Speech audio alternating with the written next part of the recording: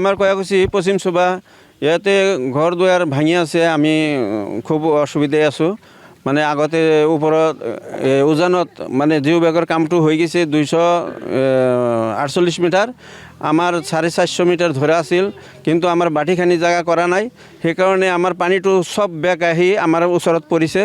আমাৰ ইয়াতে ঘৰ বাৰী ভাঙি আছে আৰু এটা ঈদগাহ আছে, এটা মছজিদ আছে, সেইটো ভাঙবা ধৰিছে। তাৰ লগতে জড়িত হৈ গৈছে এই ঘৰৰ লগত। তো সেইকাৰণে আমি আবেদন জনাইছোঁ, আমাৰ ইয়াতে সোনকালে আমাৰ ব্যৱস্থা ল'ব লাগে চৰকাৰৰ। আপোনাৰ মুঠাতে 2টা বজাত বহুত দূৰত আছিল। এইখিনি সময়ত বহুতখিনি ভাঙি চাপি গৈছে। আমি ঘৰ দুৱাৰ ভাঙি আমি ঘৰবাৰ পৰা নাই, ঘৰটো ভাঙি আছে, তাও খালি আহি আছে। সেইবিলাকে আমি বেলেগ জেগাত এটা ৰাখিছোঁ আৰু কিছুমান বস্তু আমি গাড়ীত বেলেগ জেগাত পঠাইছোঁ। আৰু তাৰ ওচৰত এটাই আহ্বান, আমাৰ এই জাগাখিনি